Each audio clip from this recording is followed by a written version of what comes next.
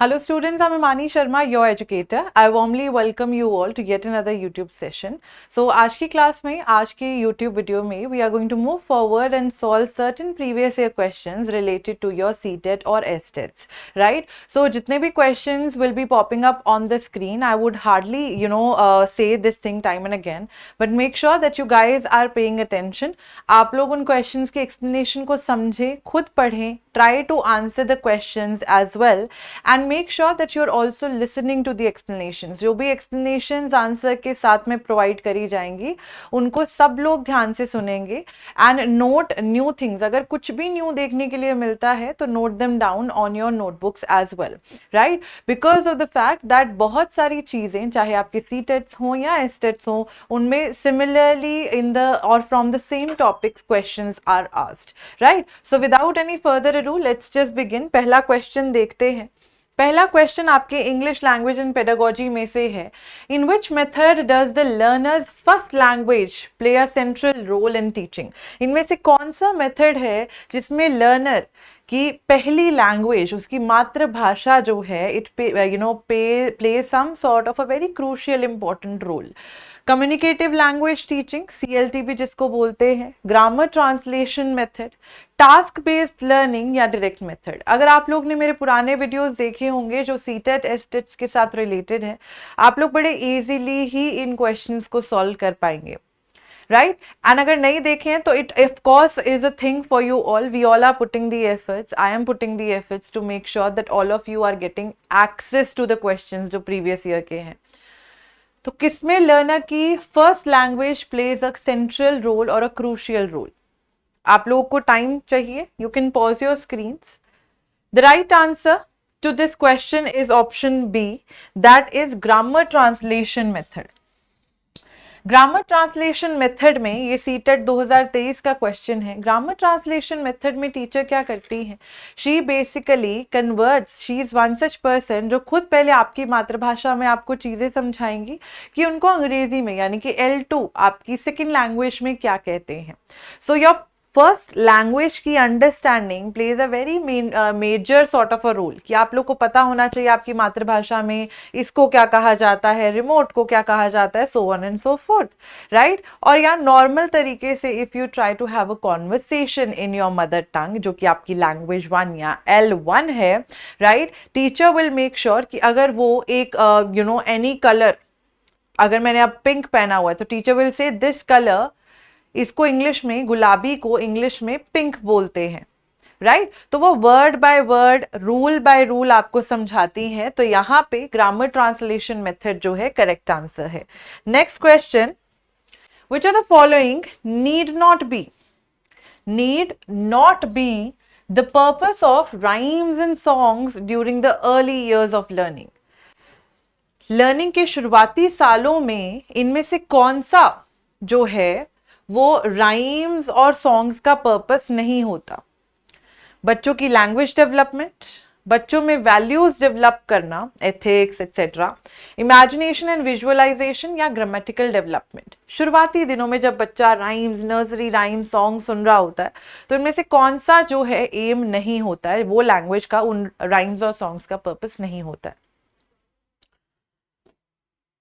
The right answer to this question is option D. छोटे बच्चे जब नर्सरी राइम्स सुनते हैं तो उसमें ग्रामर जो है it does not play an important role. हाँ जी, वो नर्सरी राइम्स से लैंग्वेज डेवलपमेंट थोड़ी सी सीखते हैं, भाषा बोलनी थोड़ा सीख जाते हैं. वैल्यू डेवलपमेंट, पोम है अच्छी कि early to bed and early to rise makes a man healthy, wealthy and wise, right. So ये पोम जो है ये राइम्स के साथ बनाई गई है. इसमें एक मॉरल लेसन भी मिल रहा है कि जल्दी सोना चाहिए, जल्दी उठना चाहिए. तो वैल्यूज डेवलप हो रही हैं. इमेजिनेशन एंड विजुअलाइजेशन, यानी कि आपके अंदर जो है आप चीजों को सोचते हो, ठीक है, आप इमेजिन करते हो, विजुअलाइज करते हो. तो पोम्स और राइम्स में तो वो होता ही है, ठीक है, लेकिन ग्रामर कहीं पे नहीं होती है. जबकि बच्चे को अभी धीरे धीरे पहले लैंग्वेज सिखाएंगे फिर ग्रामर तक पहुंचते हैं. तो right answer is option D. Next question, आपके question related to your language disorder, dyslexia. Dyslexia क्या होता है? Dyslexia is a reading disorder among children facing problem in understanding how numbers are written, facing problems in fine motor skills, या an understanding disorder among learners. Dyslexia.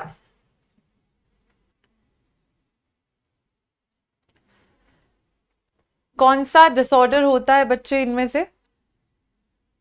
The right answer is option A. Dyslexia is a reading disorder among children. अगर आप लोग ने तारे ज़मीं पर देखी होगी, इन तारे ज़मीं पर ओनली वी सी ईशान अवस्थी का कैरेक्टर जो है डिसलेक्सिक है, जिसको जो है लिखे हुए वर्ड्स जो है समझ में नहीं आते. आपने मूवी में देखा होगा, वो D को B लिखता है, राइट, और B को D लिखता है, 3 को उल्टा बनाता है, right. So 3 is suppose to be written like this but he writes like that. तो वो रीडिंग डिसऑर्डर होता है, बच्चे को चीज़ें समझ में नहीं आती हैं. ऐसे डिसऑर्डर को थोड़ा समझाने के लिए, बच्चों के लिए चीज़ें ईज आउट करने के लिए टीचर्स क्या करते हैं, वो बच्चों को ऐसे वर्ड्स लिख के देते हैं जिनमें थोड़ा ज़्यादा गैप हो, ताकि बच्चा जो है समझ पाए चीज़ों को. तो डिसलेक्सिया एक रीडिंग के साथ रिलेटेड डिसऑर्डर है. बच्चा पढ़ी लिखी हुई चीज़ों को पढ़ के नहीं समझ पाता है, ठीक है, पढ़ नहीं पाता है. Option A is the correct answer. Next question, a learning disability that affects writing. एक तो रीडिंग वाली हमने कर ली, अब आती है राइटिंग के साथ वाली. राइटिंग वाली डिसेबिलिटी को क्या कहा जाता है? जो लर्निंग डिसेबिलिटी है जिसमें बच्चे को लिखने में प्रॉब्लम होती है. Dysgraphia, dyslexia, dyscalculia, dyspraxia. Dysgraphia, dyslexia, dyscalculia, dyspraxia. What do you think is the right answer here? The right answer to this question is option A. Dysgraphia जो है वो एक राइटिंग डिसऑर्डर है. इसमें बच्चा क्या करता है, बच्चे की बैड हैंड राइटिंग होती है. बैड हैंड राइटिंग होती है. बैड हैंड राइटिंग के साथ साथ बच्चा जो है कोहेरेंट, नो कोहेरेंट सेंटेंसेस, बच्चा बना ही नहीं पाता कोहेरेंट सेंटेंसेस, यानी कि जो एक दूसरे के साथ लिंक हो. लेकिन यही बच्चा, इसकी स्पीकिंग एबिलिटीज अच्छी होती है, अंडरस्टैंडिंग एबिलिटीज अच्छी होती हैं, ठीक है.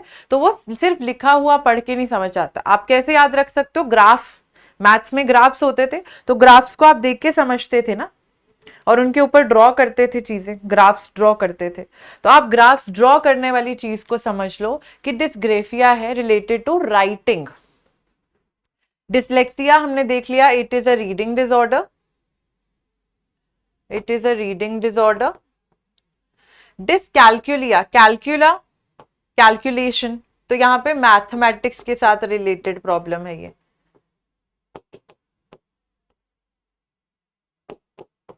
बच्चे को मैथमेटिक्स समझ में नहीं आती है ज्यादा. डिस्प्रैक्सिया इज रिलेटेड विथ, आप जो बोल रहे हो उसके साथ आपके हाथ पैर नहीं चल रहे, आपकी मोटर स्किल्स के साथ, related to motor skills, your hand movement etcetera, it's not there, ठीक है. So option A is the correct answer here. Dysgraphia is related to writing. Miss Aisha notices while reading that her student Ramesh pays a lot of attention to unfamiliar words that are not relevant to the purpose of that reading assignment. उस reading assignment के साथ जो related words नहीं भी हैं, रमेश उनके ऊपर बहुत ध्यान देता है. ये आयशा, मिस आयशा नोटिस करती हैं. Therefore Ramesh always lags in his reading assignment. इस वजह से रमेश जो है हमेशा थोड़ा पीछे रह जाता है अपनी रीडिंग असाइनमेंट्स में, एंड रीडिंग असाइनमेंट को टफ समझता है. What is Ramesh not able to do? Ramesh क्या नहीं कर पा रहा है?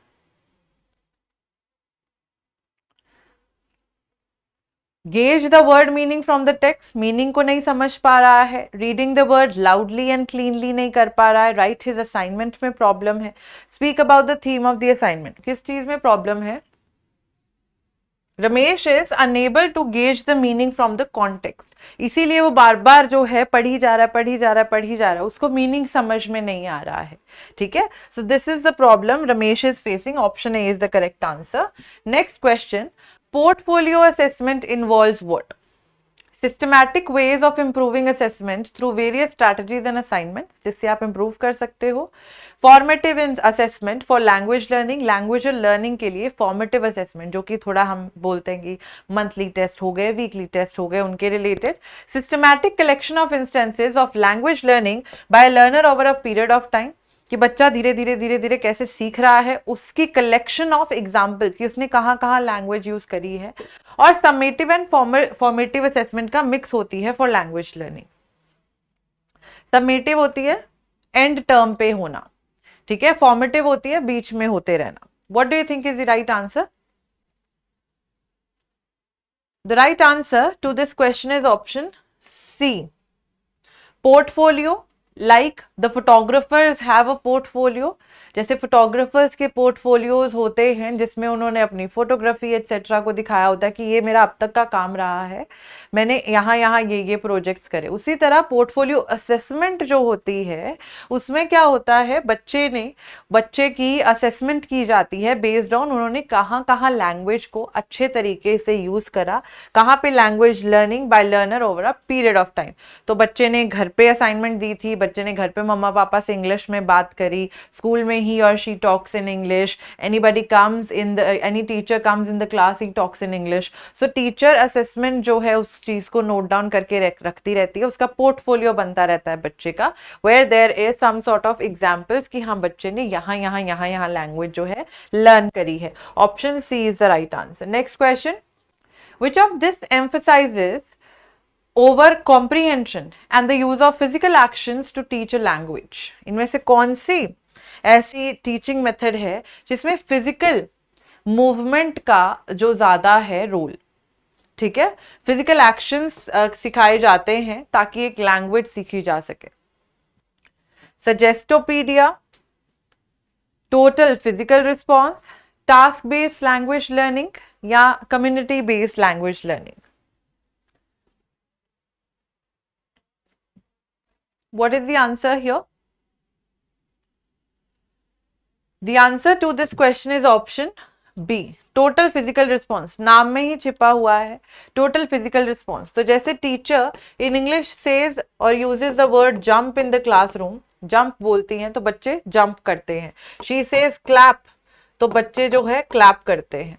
शी सेज रन तो बच्चे स्टार्ट्स रनिंग, ठीक है. This is what, this is total physical response. तो आप फिजिकली रिस्पॉन्ड कर रहे हो टीचर के कमांड्स को, टीचर द्वारा लैंग्वेज भी सिखाई जा रही है, ठीक है. So that is what we have in here. जब हम बचपन में होते थे टीचर्स हमको 5 सेंसेस या ऐसे बोलती थी. आईज तो बच्चे आईज टच करते थे, ठीक है. नोज तो बच्चे नोज करते थे, लिप्स तो lips, chin etcetera. This is total physical response. आप लैंग्वेज भी सीख रहे हो अपनी फिजिकल बॉडी के साथ रिस्पॉन्ड करके. Next question, which one of the following is not a poetic device? Poetic device कौन सी नहीं है इनमें से? इमेजरी, मॉर्फीम, मेटाफर या एलिट्रेशन.